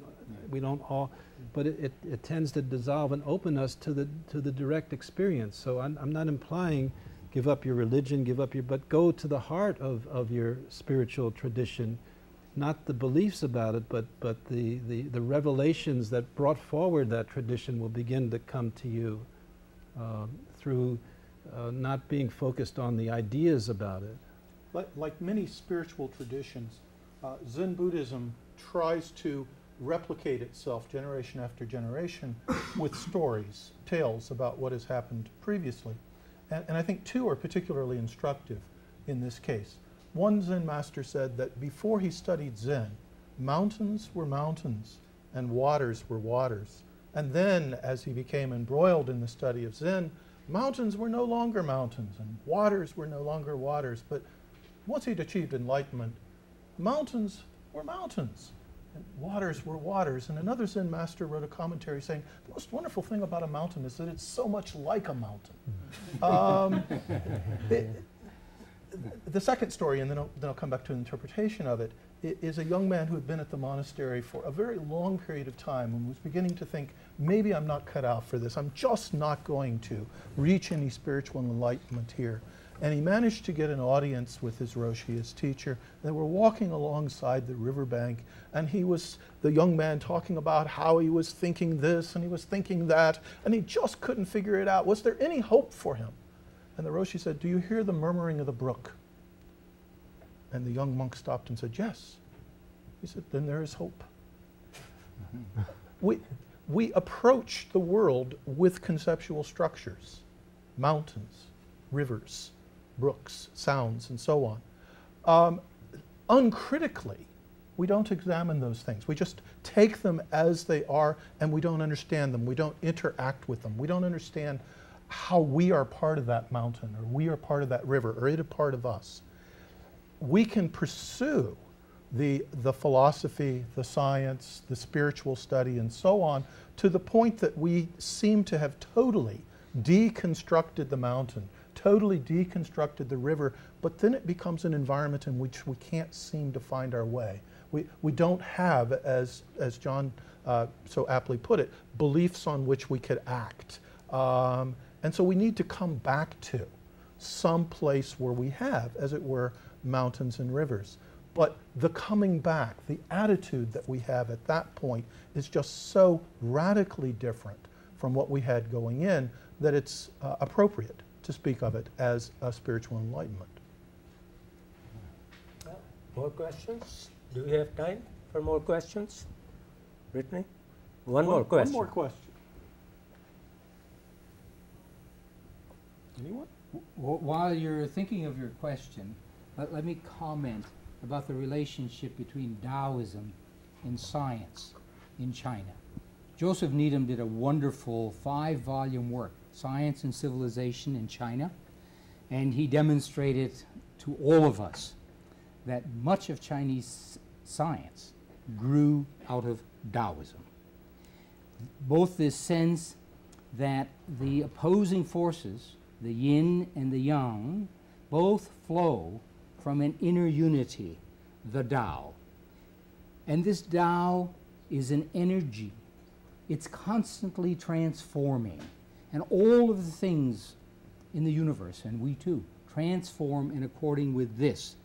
And to understand who we are and what the world is that we live in, we need to study the transformations of the Tao through the agencies of the male and the female, the yin and the yang that you talked about. Yeah. I just want to mention before our time is over that that's one of the main reasons behind the contemplative practice in each religion or each tradition. There is time which you spend on yourself. Most of us spend time on wrong kinds of things. We meditate on money, meditate on promotion, meditate on grade. But you don't spend time where you try to undo all this. Let go, as John said. Let go of all this. Just be with yourself and take a little inward journey. And as you go inside, you'll find there are images, there are beliefs, there's knowledge, there are ideas. Undo them, clean up. Like the Dalai Lama said, our real mind is like the blue sky. And that's the real, that's that spark within us. But as a few clouds show up and you think the sky is clouded, and then when the sky is completely covered by clouds, and we say, oh, there is no such thing as sky. And there could be thunder and lightning and rain and floods, but then these clouds disappear and the blue sky comes back. That's what our original nature is. So through contemplation, through meditative practice, we try to start where we are, with all these clouds, with all this turbulence, with all this agitation, and slowly we dig deeper and deeper and go into that blue sky, that pure nature, which is called the Buddha nature, which may be called the divine spark, which may be called the spark which we got from the sound Om, which may be the chi residing inside. And that's what meditation teaches us. And that's what helps us to undo these trappings, all these constraints which have happened to us. And that's the whole point of bringing these scholars here, so they can talk to us about contemplative practice from various traditions, from Chinese tradition. There are 1.3 billion people who might believe in that Taoism or more. And there are people from India, 1.1 billion, who believe in the yoga practice, and all over the world. And there is Native American tradition, and then psychotherapy, and all this is coming together. So time for all us is to contemplate and spend maybe 10 to 15 minutes each day. Reflect, have time for yourself. The rest of the world can run around and do its thing, but you need time for yourself. And that's what actually the goal of yoga is. Come back and be empowered. We have one question here if we have time for it. Do we? Yes. Here. All the way here. Yeah. How do you convince somebody that who is a science-based thinker that they need to meditate on something beyond that? Well, scientists are meditating. They are reflecting. They have picked a topic and they work on it. You don't have to convince them. Just tell them what they're doing is meditation. I understand, but anything beyond what they work on and what is logical? Do you answer that? Nice, easy question. You handle that great. Every individual has his or her own medicine or spiritual power, and I think for some it's to think in that scientific way. I don't need to convince him or her to think in a contemplative way. Med, in the Proto-Indo-European language that's the grandmother of our Indian and European languages, the verb med means to take proper measures. And from that word we get the word meditation, we get the word medicine. We're taking proper measures toward some important aim to solve a problem, to have more well-being. Medicine in the native traditions is about spiritual force, life force, goodness, health. That's at least a meeting ground with the scientist and the spiritual person to use human intelligence for inquiry. Science itself, I would ask you to think about this as your scientific illumination increases. It's a mystical experience in the joy of the inquiry, the wonderment, the awe that drives us to get more information, and the pragmatic need to get more information, develop theories, develop technologies that will solve problems. And there's a joy in that.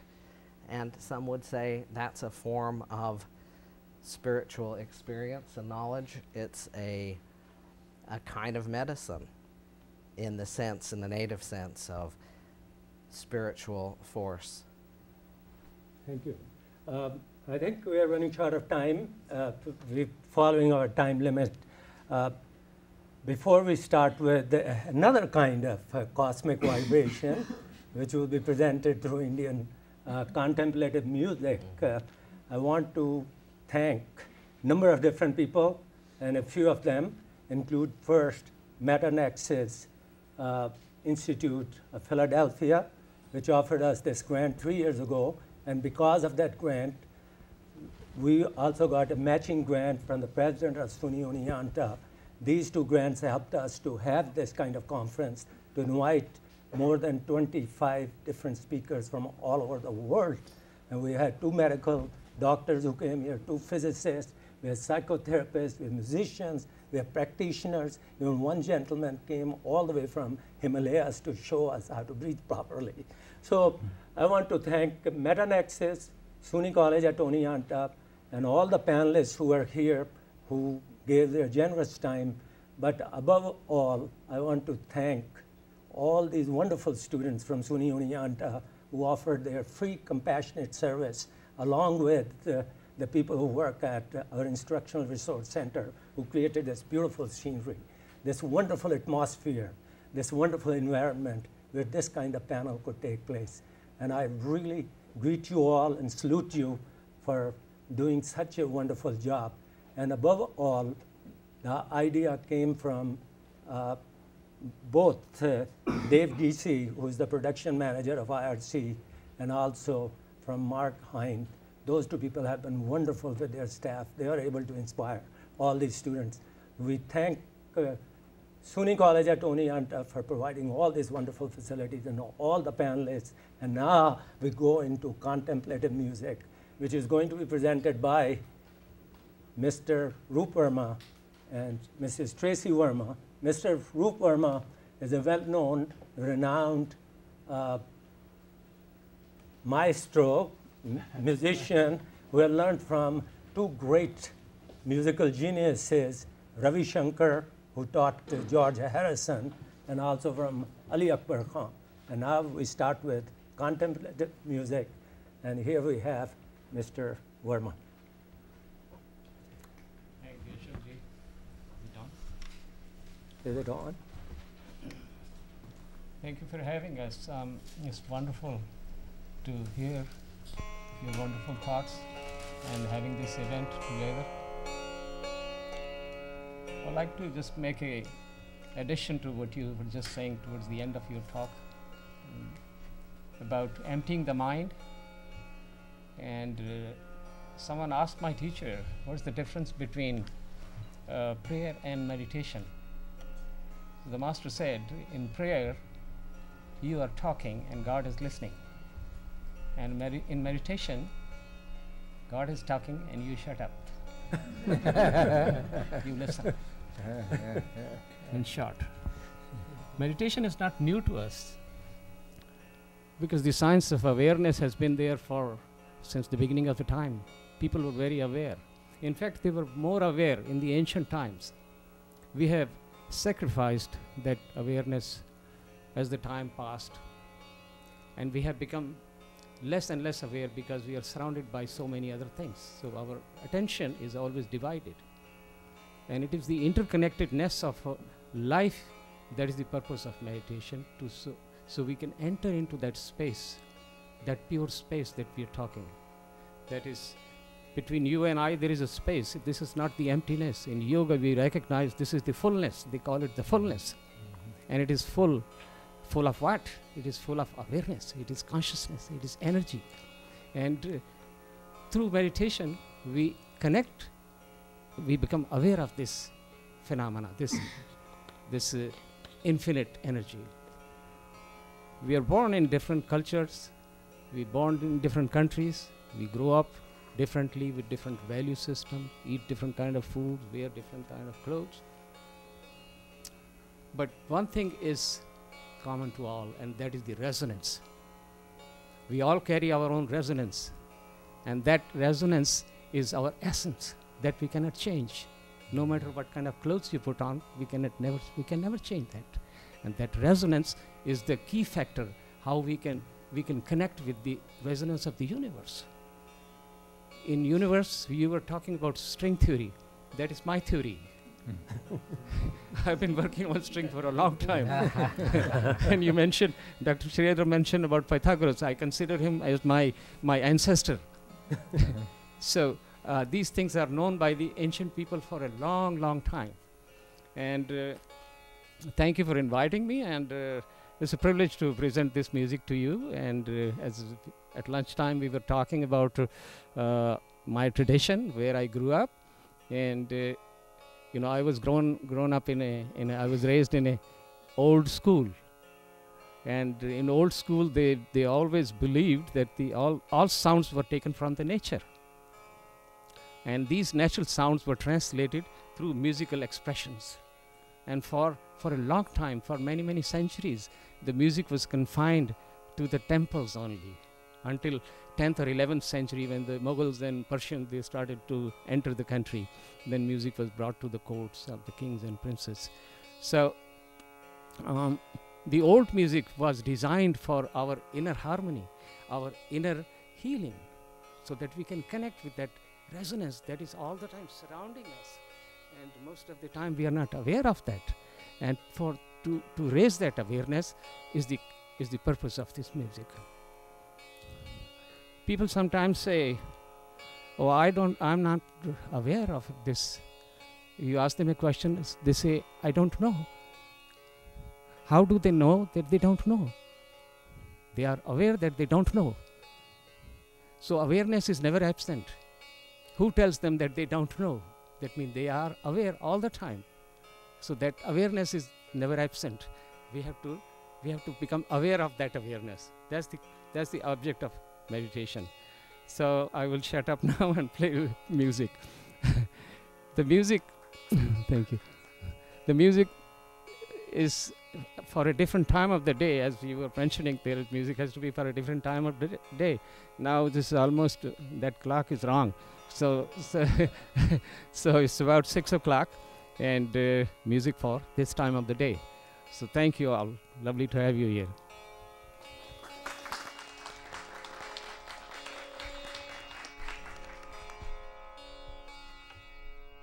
There is nothing to understand in this music, by the way.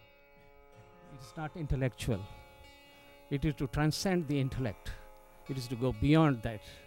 So don't try to understand any phrases or any familiar tune that might appear to your mind.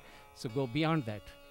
Let it stay as a backdrop, and on that backdrop, see what is going on within you.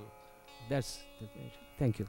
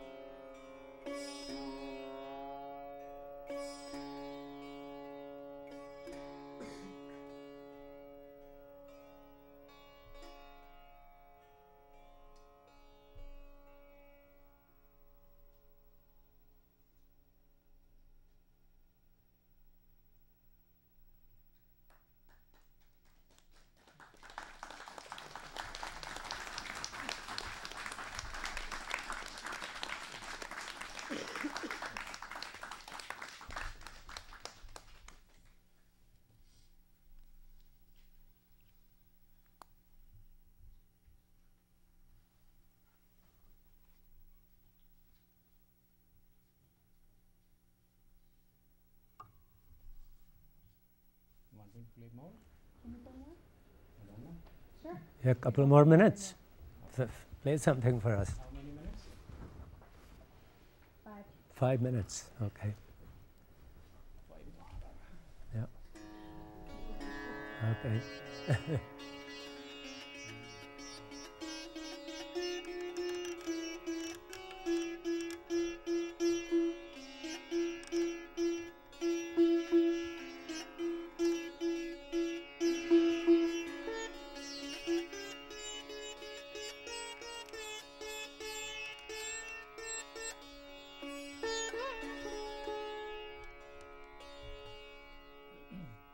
This is a raga form which symbolizes the inner search.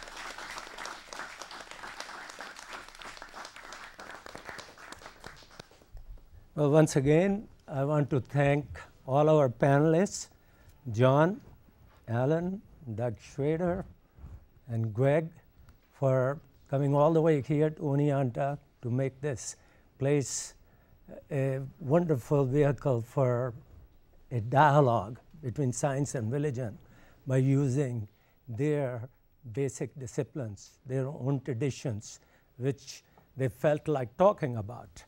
But at the same time, I want to thank Roop Verma and Tracy Verma for sending these wonderful vibrations, which are the vibrations of peace, harmony, connectedness, and going deeper into yourself to find it out that this is one life we are sure of.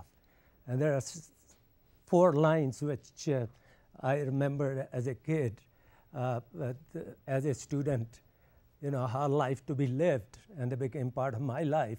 And they were said by Longfellow, the poet from America. He said, our ingress into this world was naked and bare. Our progress through this world was worry and care. Our egress from this world, nobody knows where, but if you do well here, you will do well there. And I think he has sent those wonderful vibrations. And I must thank all of you present here as an audience, and all of you who are watching us, wherever you are. Keep that peacefulness, that connectedness, that we are all here to do something very special, something positive, and we're going to do it. And I hope this conference helped us out. But at the same time, I want to thank again the Meta-Nexus, who gave us the grant, as well as Suni Onianta, President and his staff, as well as all the people who are involved in making this possible through IRC, Instructional Resource Center, and especially the students who have been wonderful helpers in all these 3 years. And thanks go to our wonderful Dave Giese and Mark Hine and Brittany. Thank you. Thank you all. That's great. Good job.